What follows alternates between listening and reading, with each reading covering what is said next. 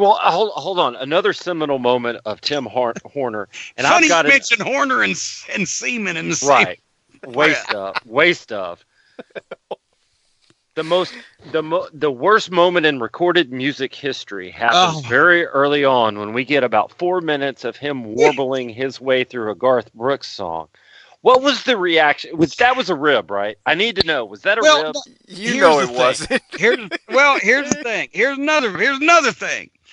The production company that Mr. Horner had found for us in Knoxville was Big Mama Recording Studio and Tennessee Production Center. You're kidding. And no, because Big Mama was their mother. Their mother was the person that had put up the money for them to start this company. It was a guy and his sister and brother-in-law. And Big Mama had put up the money for them to start this thing. It was primarily a recording studio, but they were in Knoxville instead of Nashville. So, but they had bought some video equipment, I assume on the secondary market from the way a lot of it worked. And it opened up a video branch as well. Now, there was a big production company in Knoxville, but we couldn't afford fucking fart in their lobby, right? And you weren't, in the early 90s for television production in Knoxville, you either had the Cadillac or you had a couple of fucking, Opel Cadets. So we picked one of the Opel Cadets because Horner had found them. And so they were obviously, very friendly with Tim.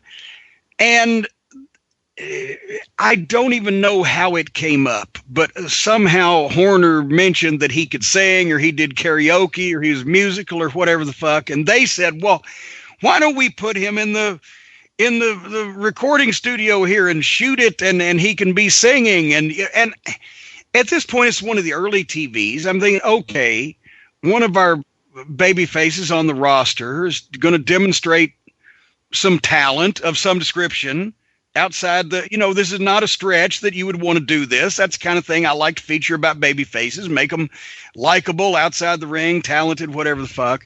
So sure, we'll give you, a couple minutes to do this thing. Well, he picks he loved Garth Brooks, country music, whatever the fuck. I'm not a fan, but once again, I'm in the Smoky Mountains. So I'm sure this is the kind of, for people who like that kind of thing, that's the kind of thing those people will like, right? Right. And he's in there and they shoot it. And I mean, I can't sing it. I had to quit singing because of my throat a long time ago. The people threatened to cut it. I can't fucking sing at all. I know that. And I'm no judge. And I'm like, well, I guess he's okay for a wrestler because I was trying to be nice. And I didn't want to, at the time he had no heat with me. This was very early on and the heat would build. So I didn't want to cut his fucking thing. So I put it on there. Fuck. Then I hear, that's one of the first times I heard from Ruben about Horner. So why did you do that? I'm like, well, he's maybe 30 seconds of it. Well, I didn't have a heart to say, well, I could really just tell him we're just going to put 30 seconds of it on.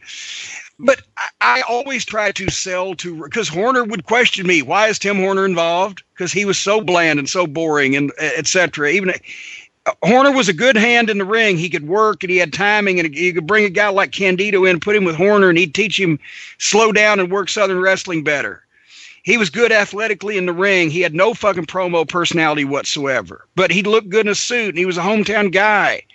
And the original I thought was he would go out and talk to local groups or find us football teams to sponsor spot shows or, sell some kind of sponsorships and be valuable in the office as well as in the ring.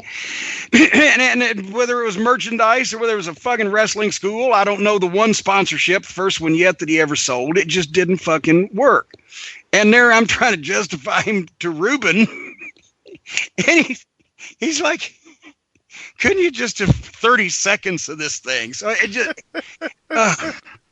It was not exactly the same quality as the Win a Date with the Rock and Roll Express from Mid-South, I will say that. And besides, that had to be one of the longer Garth Brooks songs, I would think also, because what I thought was going to be a couple minutes seemed to go about 3 days, didn't it?